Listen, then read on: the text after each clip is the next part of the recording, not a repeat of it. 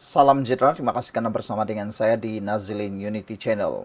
Haji G. Nur bubar Dewan Undangan Negeri Sabah lebih awal? Itu persoalan yang akan dijawab dalam ulasan malam ini. Dakwaan rasuah melibatkan beberapa adun di Sabah nampaknya terus menjadi isu hangat, malah semakin hari semakin menghangat. Selain beberapa adun, nama Ketua Menteri Haji Jinur turut juga dikaitkan sama dengan perlakuan rasuah itu. Di samping rakaman audio yang didedahkan oleh seorang pemberi maklumat sudah bertebaran di media sosial, SPRM sendiri sudah memulakan langkah melakukan siasatan. Sehingga ini dilaporkan seramai 5 adun sudah diambil keterangan oleh SPRM. Beberapa pemimpin AMNO kemudian tampil mendesak agar siasatan menyeluruh dilakukan oleh SPRM dalam isu berkenan. Maksud menyeluruh itu tentulah selain adun-adun yang harus disiasat, pemberi maklumat yang sebelum ini memohon perlindungan sebagai saksi serta Hajiji sendiri mestilah juga disiasat sama, kata laporan di sabudin.com ini. Jika tidak disiasat, semua mereka itu tidaklah menyeluruh namanya.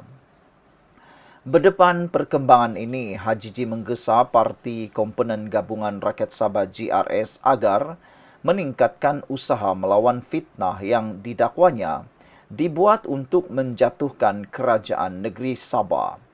Apa yang saya maksudkan ialah taktik kotor pembangkang serta kuncu-kuncu mereka yang bersekongkol ingin menjatuhkan kerajaan GRSPH Plus melalui sebaran fitnah, pelbagai tuduhan dan pembohongan terhadap kerajaan negeri dan kepimpinan parti.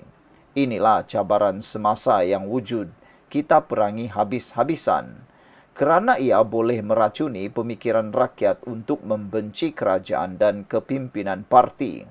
Lebih-lebih lagi dalam era teknologi serba canggih sekarang, di mana media sosial dan AI telah menguasai kehidupan seharian rakyat.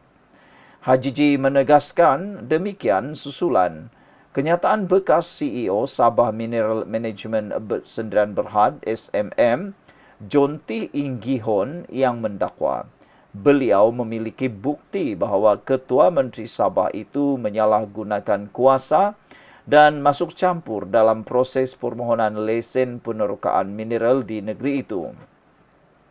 Apa yang menarik, yang nyata, mungkin secara kebetulan PRN Sabah bakal diadakan tidak lama lagi dengan tempo akhirnya sebelum Oktober tahun depan.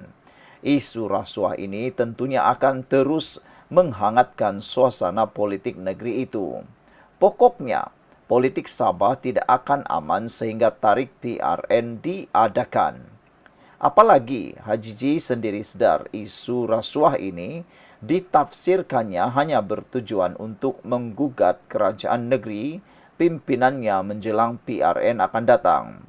Dengan itu, Hajiji pastinya sekarang ini paling tertekan dengan isu rasuah yang timbul secara tiba-tiba ini. Dalam apa keadaan sekalipun, beliau tiada pilihan lain selain harus mempertahankan kerajaan pimpinannya dalam PRN akan datang. Tetapi jika isu rasuah ini berterusan menjadi percakapan hari demi hari, makin banyak perkara mengejutkan berlaku, mampukah Hajiji bertahan lagi? Lalu, sebagai jalan pintas untuk mengekalkan kuasa dan mengekalkan keadaan bertambah buruk atau mengelakkan keadaan bertambah buruk lagi, apakah mungkin Haji Jinor akan membubarkan Dewan Undangan Negeri Sabah lebih awal, iaitu pada pertengahan atau awal bulan Disember ini? Apakah PRN Sabah bakal diadakan sebelum berakhirnya tahun 2024 ini? Atau barangkali seawal Januari 2025? Ditulis dan dibuat oleh sabudinhusin.com 18 November 2024. Saudara-saudara sekalian, apa pula pendapat anda untuk isu kali ini? Adakah Haji Jinor perlu membubarkan parlimen? Atau adakah HJJ perlu bertahan di dalam kedudukan sekarang? Tinggalkan komen Anda. Salam sejahtera, terima kasih kerana bersama dengan saya di Nazilin Unity Channel. Isu rasuah, skandal rasuah di Sabah makin menjadi panas apabila satu laporan telah difailkan kepada SPRM terhadap Ketua Menteri Sabah oleh bekas CEO SMM, iaitu oleh John T. Inggihon. Jadi persoalan sekarang sejauh mana ianya akan membawa kepada siasatan lebih menyeluruh. Namun demikian, ada satu cerita, ada satu suara daripada netizen, daripada media sosial menyatakan kononnya ada campur tangan atau ada usaha daripada orang tertentu untuk mengekang siasatan rasuah di Sabah. Ada yang mengatakan bahawa Anwar cuba untuk mengekang siasatan itu supaya ianya tidak akan lebih membengkak. Tetapi ini jawapan Anwar Ibrahim. Semua itu hanya fitnah. Anwar Ibrahim kata tidak benar ada usaha kekang siasatan rasuah adun Sabah. Maknanya telahan ataupun kata-kata cakap-cakap keyboard wario, khususnya walaun dan pembangkang dalam ruangan media sosial yang menyatakan bahawa ada usaha mengekang siasatan rasuah adun Sabah. Anwar Ibrahim kata itu semua fitnah dan bohong. Tiada perkara itu berlaku. Salam sejahtera, terima kasih kerana bersama dengan saya di Nazilin Unity Channel. Kemarin Bersih telah memberikan markah yang keterlaluan kepada kerajaan pimpinan Anwar Ibrahim. Bersih meletakkan kerajaan Anwar Ibrahim kononnya layak diberikan grade D. Dan Saidan Kasim pula mengejek Anwar Ibrahim dengan menyatakan itu bersih kalau kerajaan bagi E, kata Saidan. Tetapi apa yang berlaku hari ini ialah apabila Puan Zarkasi turut membeli Perikatan Nasional dengan menyatakan bahawa itu kalau kamu cakap kerajaan perpaduan dapat E. Tapi untuk kerajaan Perikatan Nasional dahulu, kata Puan Zarkasi, kamu layak diberi F kalau rakyat yang menilai, kata beliau. Ini pula jawapan daripada Anwar Ibrahim apabila beliau digelar sebagai kerajaan yang layak dapat E, grade D semata-mata. Jadi Anwar Ibrahim kata, ini jawapan Anwar Ibrahim ketika berada di Dewan Rakyat sebentar tadi. Apa yang Anwar Ibrahim kata? Dia kata UPSR grade D, SPM esok naik E. Itu jawapan Anwar Ibrahim. Perdana Menteri Anwar Ibrahim yakin kerajaan Madani pimpinannya yang masih baru mampu melakukan lebih baik dalam melaksanakan reformasi dari semasa ke semasa. Itu kata Presiden PKR mengulas penerapan buruk yang diberikan oleh Gabungan Reformasi Pilihan Raya Bersih dalam penilaiannya baru-baru ini dengan mendakwa Putrajaya gagal memenuhi banyak agenda pembaharuan. Tentang penerapan bersih, tak apalah kita diberi grade D, bukan F, kata Anwar Ibrahim. Kalau UPSR dapat D, nanti SPM esok naiklah E, kata Anwar Ibrahim lagi. InsyaAllah kerajaan Madani masih lagi baru sangat, katanya sinis sewaktu sesi waktu pertanyaan Perdana Menteri PMQT di Dewan Rakyat hari ini. UPSR merujuk kepada sistem peperiksaan untuk sekolah rendah awam di Malaysia yang telah dihentikan sementara SPM atau Sijil Pelajaran Malaysia lazimnya diduduki oleh pelajar sekolah menengah pada akhir pengajian tingkatan 5. 2 hari lalu, Bersih semasa melancarkan kad laporan pertengahan penggal memberikan pentadbiran Anwar sebagai grade D yang prestasi buruknya dikaitkan dengan kegagalan melaksanakan reformasi institusi dengan ketara.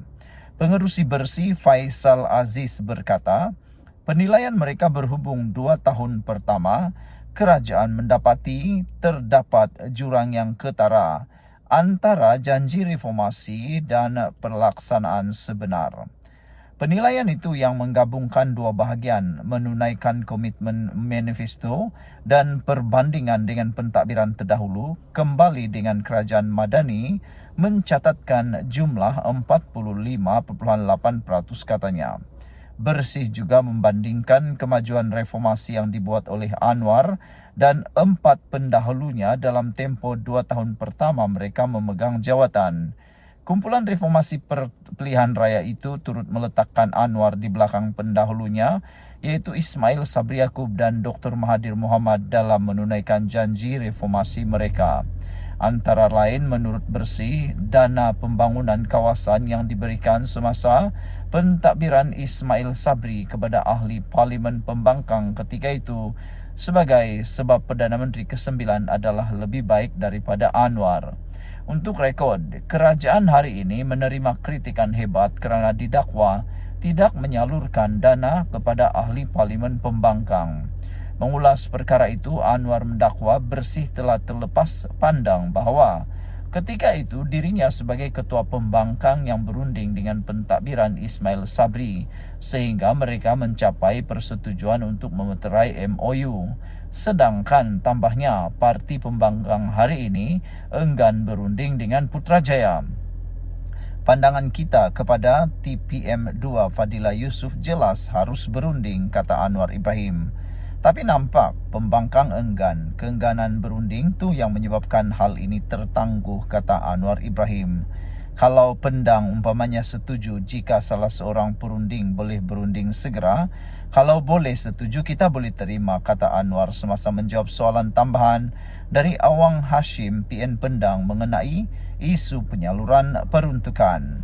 Terdahulu, Fadila yang juga merupakan Ketua WIPAD Kerajaan memaklumkan hanya Sadiq Said Abdul Rahman Muda Muar yang memberi maklum balas terhadap memorandum persefahaman MOU penyaluran peruntukan. Dia juga berkata pembangkang sudah membuat ketetapan menolak MOU tersebut, namun dirinya bersedia untuk melakukan rundingan secara terus dengan mana-mana ahli Parlimen Pembangkang. Saudara, apa pula komen anda untuk isu dan juga apa yang dibuat oleh Bersih tersebut, penerapan D yang diberikan kepada kerajaan Anwar Ibrahim? Jimmy Page memberikan komen, nak runding apa, nak bubuh syarat? Kalau nak bagi as promise, bagilah awak kaki, katanya. Sekian dulu untuk kali ini, jangan lupa tinggalkan komen anda.